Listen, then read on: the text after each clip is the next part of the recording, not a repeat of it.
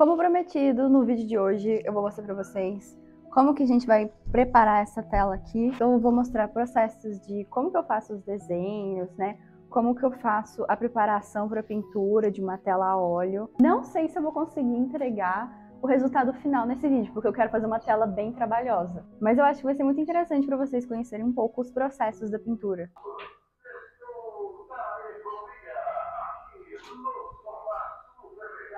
Tudo que eu vou falar ao longo do vídeo de hoje é mais como a minha visão como estudante de arquitetura e artista. Mas, para você que está aqui assistindo, não deixe de coletar alguma informação para a sua profissão e para a sua vida também. Porque a questão de colocar paixão no que você faz e também deixar a criatividade fluir de forma mais orgânica ajuda a você suportar o fardo daquela tarefa. Eu acredito que grande parte das pessoas, mas no âmbito profissional também, tem consequências, não se encontram muito no que estão fazendo por falta de ter meditado a paixão delas naquilo, né? Qual era o nível de amor que elas tinham no momento que elas escolheram tomar aquilo como rumo de vida? Pode parecer estranho o que eu vou falar aqui, mas um dos primeiros passos para fazer um trabalho bem feito é simplesmente não planejar demais, porque isso pode atrapalhar um pouco a sua criatividade. Vou mostrar aqui agora o que eu costumo fazer antes de ir para a tela, porque apesar de eu não gostar de ficar muito vinculada a um planejamento muito certinho, eu gosto de ter uma visão antes do que eu vou fazer na tela. Então primeiro eu desenho em um papel, trabalho em aquarela um pouco das cores que eu gostaria de usar e depois eu passo para a tela. Eu gosto de usar muito esse papel aqui da Canson. E assim, eu tenho esse bloco, acho que desde 2019, e o que eu faço, né? Porque eu não continuei desenhando essas coisas muito grandes, mas eu parto ele em pequenos pedaços de papel e desenho aqui em cima, porque continua sendo a mesma folha, só que em tamanhos diferentes. Essa daqui é uma A2, né? Então ela é bem grande, como vocês podem ver. E não precisa disso tudo, né? Eu desenho em coisas menores, então é só partir. As aquarelas que eu gosto de usar não são nem aquarelas, são esses lápis aquareláveis da Faber-Castell, que tem 24 cores, nesse daqui, se eu não me engano. E eu não fiz questão de adquirir uma aquarela de verdade para desenhar, porque eles já resolvem meu problema muito bem, porque a minha intenção sempre foi trabalhar mais na pintura a óleo. E esses daqui são os pincéis que eu uso, da Sinoarte. Vem 12 unidades aqui, 12 pincéis, né? E tem de todos os tamanhos possíveis nesse kit. Tem os mais finos, os mais chatos, né? Mais finos não, mais redondos que a gente fala, o nome tecnicamente correto. Eles são muito bons, juro, foram os melhores pincéis que eu adquiri na vida. Vocês só precisam tomar muito cuidado na hora de pintar tinta a óleo com eles, porque se vocês deixam a tinta aqui agindo muito tempo nas cerdas, é bem provável que estraguem com mais facilidade. Eu tomo bastante cuidado, limpo sempre em todas as sessões de pintura que eu tenho, eu limpo logo depois para garantir que eles vão durar mais tempo. Porque não adianta muito, né? Tinta a óleo estraga muito o pincel, não é igual tinta acrílica nem igual aquarela que limpa facilmente com água. Você precisa usar coisas mais agressivas às cerdas do pincel. Esses dias me perguntaram assim: ah, Amanda, como que você desistiu da arte e se encontrou na arquitetura? O fato é que eu não desisti da arte. Na verdade, o fato de eu ter escolhido arquitetura é porque a minha paixão já estava muito explorada na arte. Então eu queria continuar meu caminho e ter a possibilidade de ainda estar muito perto da arte. Porque apesar de existir muitas profissões interessantes e mais renomadas que um artista, eu pensava e me imaginava em profissões mais interessantes, algo mais abrangente no mercado, mas eu não conseguia me encaixar naquilo.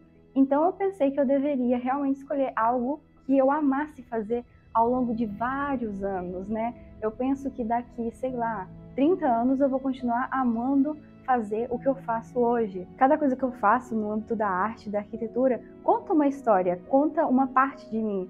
Então eu desvincular a minha pessoa da minha profissão não vai dar certo, porque profissão é uma vocação. A minha intenção com essa nova pintura é ainda focar no ramo das paisagens, como a que eu fiz de antes, uma de paisagem de Tiradentes, que eu explorei bastante a questão das arquiteturas de lá, e eu quero continuar com essa intenção. Fazer uma paisagem bem bonita do interior do Brasil, adoro essas coisas e vou continuar com essa visão para essa tela que eu vou fazer. Ela tem o mesmo tamanho da outra, de 60 por 40, então dá para explorar bastante a questão de trabalhar em paisagens. Eu realmente me identifiquei com a pintura da arquitetura mais do que de rosto de pessoas, apesar de não ter deixado de estudar essa questão. Mas assim, vai ser uma excelente oportunidade porque nos tempos para cá eu estudei bastante a questão da perspectiva, porque eu queria melhorar realmente isso meu. Mas eu tinha planos antes de ir para a perspectiva, que era trabalhar a questão das cores, trabalhar muitas coisas, a questão de técnicas de pintura. Vou mostrar alguns estudos meus de perspectiva que eu fiz depois, porque foi muito interessante expandir esse meu conhecimento para perspectiva. Mas por que eu estou dando um destaque nisso?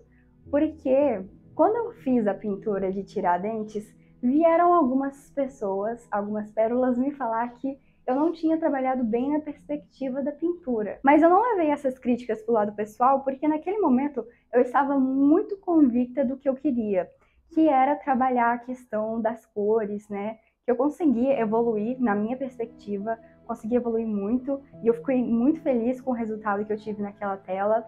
Também queria realizar o sonho de fazer uma pintura de Minas Gerais, então assim, eu fiquei muito orgulhosa de mim mesma naquele momento, porque eu dei um passo a mais no objetivo que eu queria para mim. E por que eu tô falando isso também? Porque quando você não faz algo com paixão, algo que você realmente ama, qualquer crítica vai te derrubar. Qualquer comentário negativo que alguém fizer naquele momento de evolução, você vai cair e não vai acreditar mais no que você está fazendo e no porquê você está fazendo. Então agora eu estou aqui estudando perspectiva, evolui bastante nos estudos e estou fazendo uma nova tela. Se eu não tivesse acreditado na minha capacidade e na minha paixão pela arte, de construir a minha história com a arte, eu ia desistir, jogar tudo pro alto só porque algumas pessoas falaram que eu não tinha trabalhado a perspectiva da forma correta. E até porque tiveram tantas pessoas falando bem da tela que eu tinha feito, e eu fiquei tão feliz por isso, porque existem pessoas aqui genuínas que veem o que eu faço e veem qualidade naquilo. Hoje em dia eu gosto muito mais de valorizar as pessoas que estão do meu lado me apoiando, as pessoas que acreditam no que eu faço, do que ficar dando ideia para crítica. E também não é para ignorar as críticas, porque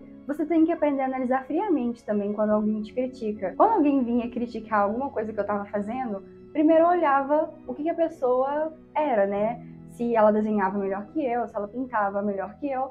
Na maioria das vezes não pintava e nem desenhava. Então eu só ignorava aquilo, nem respondia, simplesmente deixava de lado, não fazia importância, não tinha significado naquele momento. Mas quando a crítica vem da pessoa certa, e às vezes a pessoa que sabe que você está trabalhando para melhorar nem critica, você analisa, vê se aquilo faz sentido, vê se você realmente precisa melhorar naquilo, pega como degrau de evolução e segue em frente. Agora vamos ali pintar porque a gente tem muito trabalho para fazer.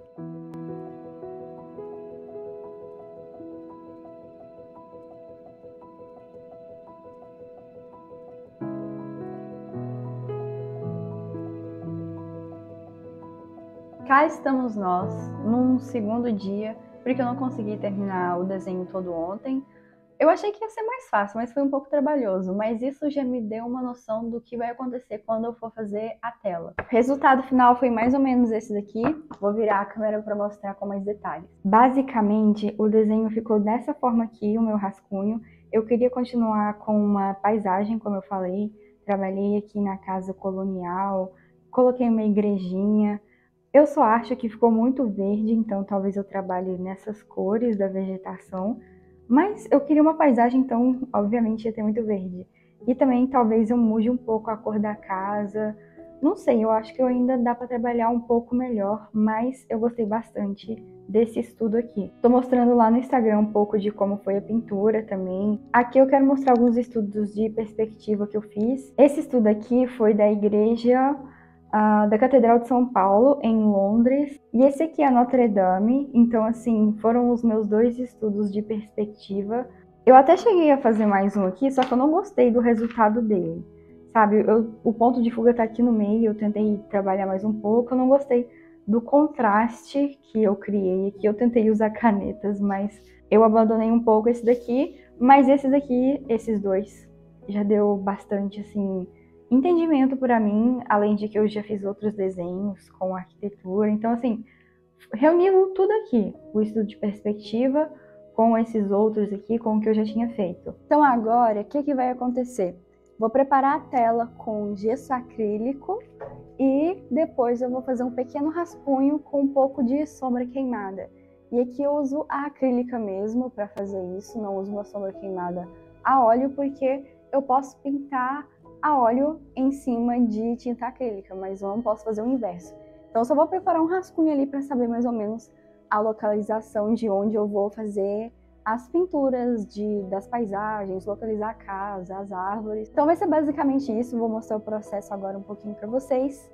E todos esses materiais que eu gosto de usar, vou deixar o link aí na descrição, os pincéis que eu usei, os lápis aquarela, vai estar tudo aí para quem quiser usar esses materiais para se desenvolver na arte também. Queria falar uma coisa aqui que pode ser muito interessante para quem estiver assistindo esse vídeo, sobre essa questão da gente encontrar a nossa paixão em alguma profissão, encontrar a nossa vocação. Eu tô lendo esse livro aqui, do Tratado da Arquitetura de Vitrúvio, e cada vez que eu exploro mais essa questão de arte e arquitetura, mais eu vejo como eu acabo me descobrindo, né? Eu acabo encontrando elementos que sempre estiveram na minha história. Certa vez me perguntaram, né, por que eu decidi fazer arquitetura, como que eu descobri essa minha profissão. Na verdade, é uma pergunta que surge quase sempre e cada vez que me perguntam eu encontro um motivo a mais que me fez escolher. E uma das coisas que recentemente eu compartilhei foi essa questão de estar sempre vinculado a algo que eu gostava na infância. Porque quando eu era menor eu gostava muito de estar em contato com a natureza, até cogitei fazer medicina veterinária, porque eu achava que essa era a profissão que me daria a possibilidade de estar presente na natureza.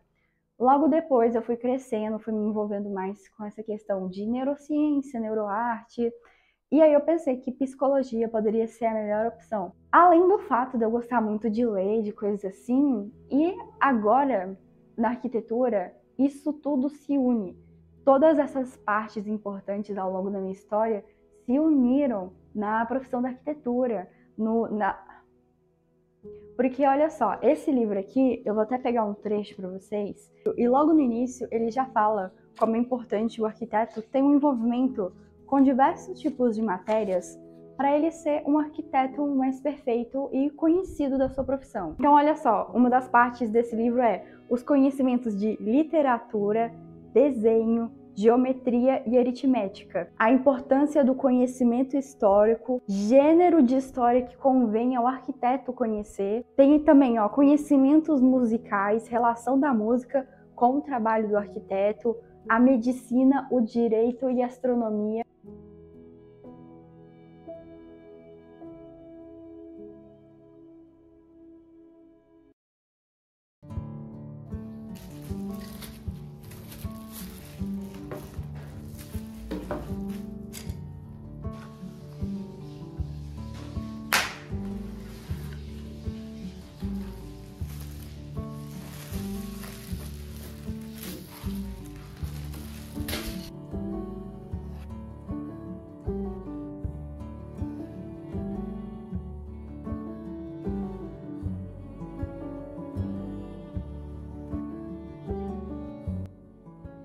Essa foi algumas evoluções que eu tive ao transferir essa parte aqui ao rascunho para a tela, no caso, né?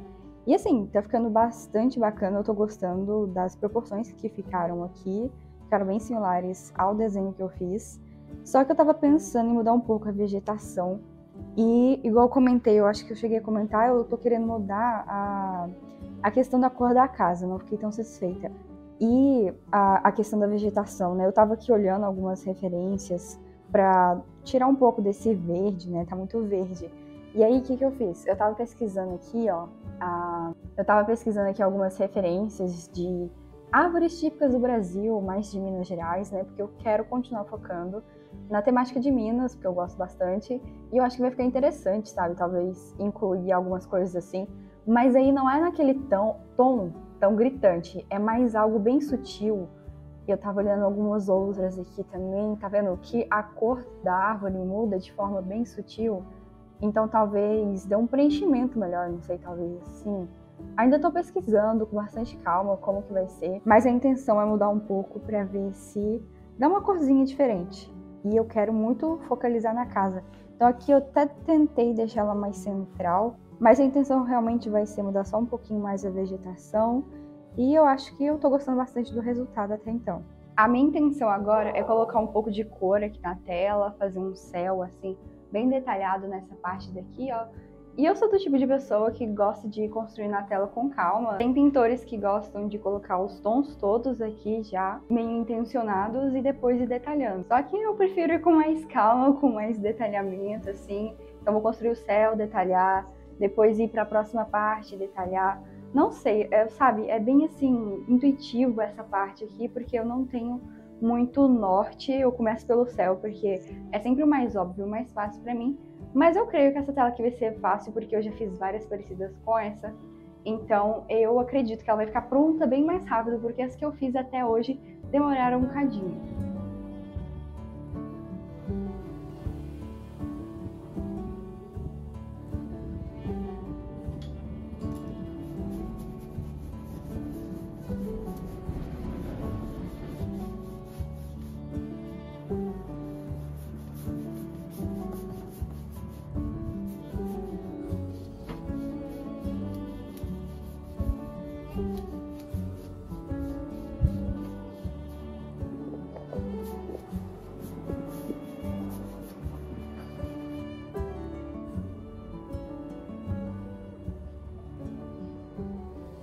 A tela tá aqui e aqui estão os materiais que eu vou usar para fazer. Tem as tintas, pincéis, diluentes e tudo mais. E ali tá a minha referência no computador para eu ir acompanhando enquanto eu vou trabalhando aqui. E também porque eu não consigo fazer tudo da minha cabeça, então eu acredito que vai ficar muito interessante colocar um roxinho aqui, porque combina muito com esse tom de azul que eu estou usando.